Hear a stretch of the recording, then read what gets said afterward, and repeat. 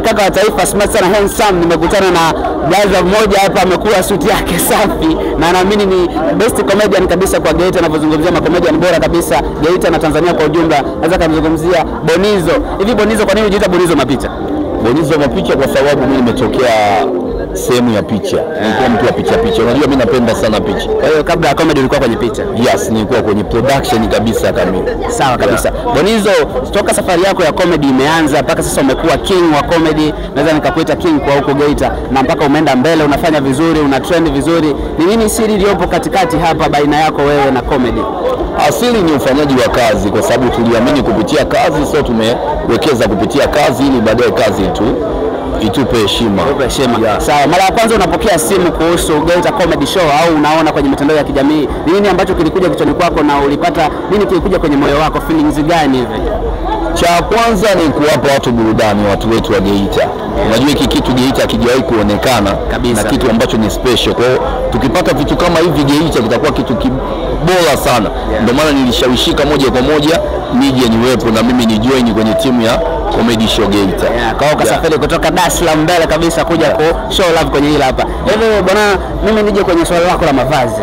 Bwana, hii t-shirt kwanza niliona siku ya Simba leo ilifanya mambo.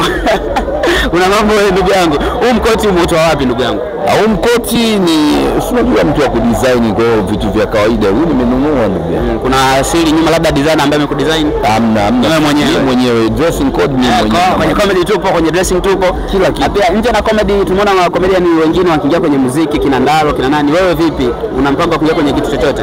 Yaani mimi kwenye muziki nilianza. Unajua mimi ndio maana naongeaga kitu kimoja. Unaweza ukatafuta neno sanaa ukakuta mimi ndio sanaa. Wewe ndio sanaa mwenyewe. Yaani mimi nafanya kila kitu ambacho kinahusiana na sanaa. Nipo pote ukinipeleka ndugu yangu, mimi nipo. Mimi kama maji. Yaani ukinikwepa kwenye dawa hivyo utanikuta kunioga. Kabisa. Mimi swali langu moja tu la kizushi. Hivi unajua vijana wengi sasa hivi wanalelewa. Na kuona na wewe toka umeenda Dar unanenepa, unanawili. Vipi sasa kuna mshangazi kule? Mshangazi hayupo, ila akitokea si sawa, ila yupo. Ila akitokea nafasi zipo. Wadada wale wembamba, hivi wembamba waga nao ni mashangazi au mashangazi inabidi tu wawe wanene? Yaani kodi ya mshangazi lazima uwe mnene. Hiyo ndio kodi. Yaani ukiwa mwembamba ni wewe sio mshangazi. Labda ajuza. Bwana, nakwambia kwamba kodi moja ya kuwa mshangazi inabidi uwe mnene. Wewe kama sio mnene basi wewe sio mshangazi. Labda tukuite ajuza. Bwana, big time sana kwa Bonizo. Tulikuwa naye kwenye green carpet na mimi wananiita smart sana handsome Betamento, kaka wa taifa. Usio bwana Bonizo, big time mwanangu. Inshallah sana mdogo wangu. Neno moja.